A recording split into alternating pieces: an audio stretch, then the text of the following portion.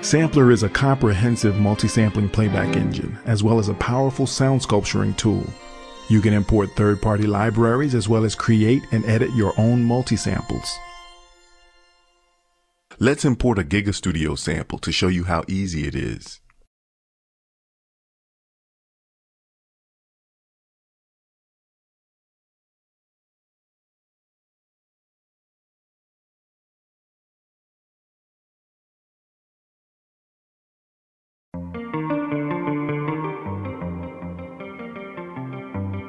Before we proceed, let's record a short vocal sample in live, which we'll use to put some of Sampler's features into practice. Test 1 2. Now we'll drop Sampler into our live set and drag our recording into Sampler. Test 1 2. Here in the Sample tab, we can graphically edit the loop points, set up different loop modes such as one-shot, looping, and forward then reverse. Let's make a short loop out of our vocal sample. Test 1 2. And then turn on the link button, which links the start of the loop.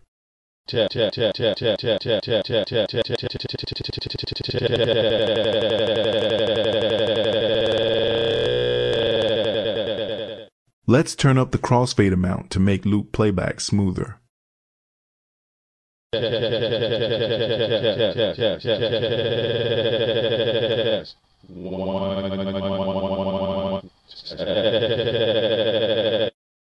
We also have standard settings like volume, root key, tuning, panning, and different loop points.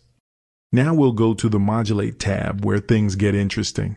Here we have an auxiliary envelope which can be freely routed to several modulation sources. Let's assign it to loop start and adjust the attack, sustain, release, and decay of the envelope.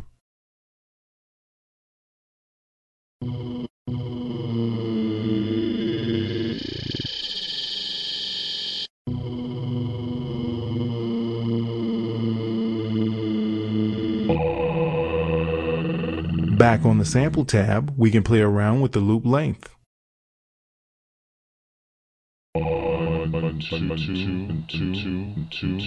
If we make the loop smaller, we get closer to classic time stretching sounds. Loop these envelopes to create strange and interesting things.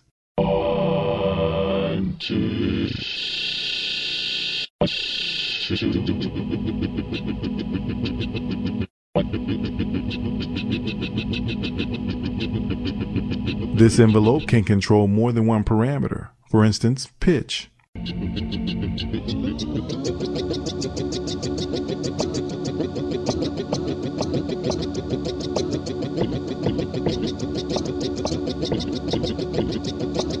We could also achieve a similar result with a low-frequency oscillator.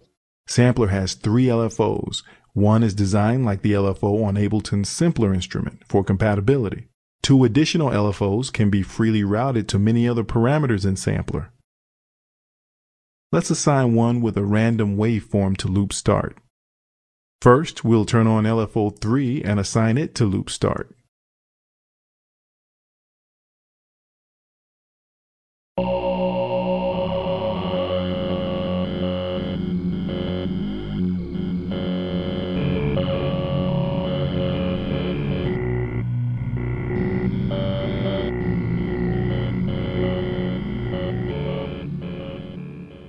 Now let's go to the Filter and Global tab, where we have a multi-mode filter with envelope control, a wave shaper for saturating and shaping before the filter, and a volume envelope. 2 of the filter modes are morphable. For instance, we can morph from a low-pass filter, moving to a band pass, to a high pass, to a notch, and back to a low pass.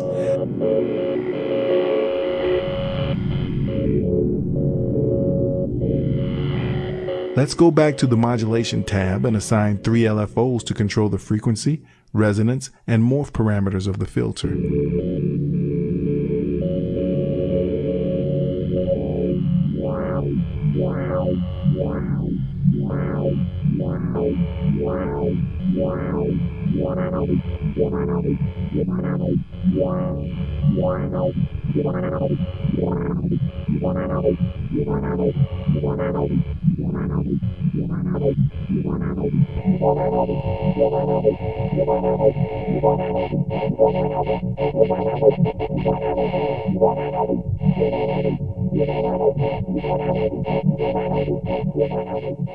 Let's go back and listen to the original sample again.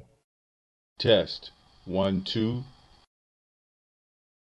In the pitch oscillator section, we have a pitch envelope and a modulation oscillator. This oscillator can do frequency modulation and amplitude modulation, which can be very useful in sound design. These oscillators have different waveforms, which can modulate the frequency of the sample and the audible range in the case of FM. Let's create some interesting sounds with FM modulation.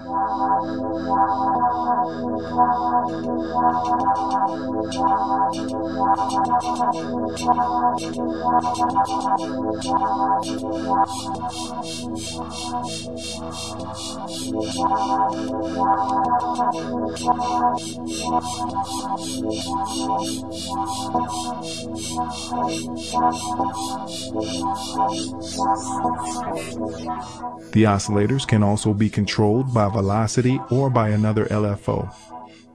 Here's the original sample again. Test 1 2.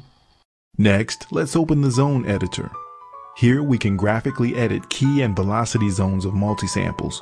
This is good for reproducing instruments with different timbres in high or low octaves, or for playing different sounds when using a harder or softer attack.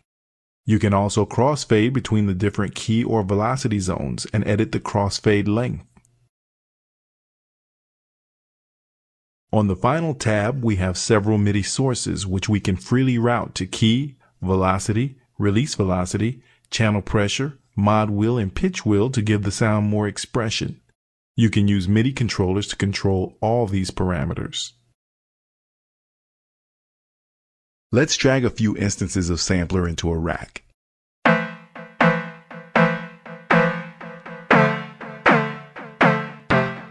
Now we can trigger different sampler sounds based on incoming velocity.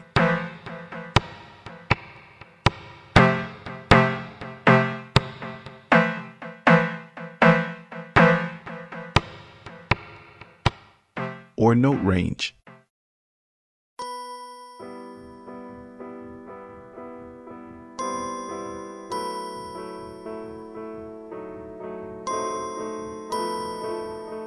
You can also scroll through different samplers with a knob or expression pedal.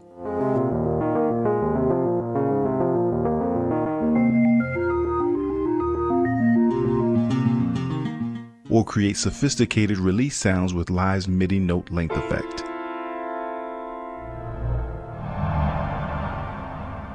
With Sampler, you can go beyond classic multi-sampling. We've showed you what sounds you can create with just one small vocal recording. Check out the demo to find out what you can do with Sampler.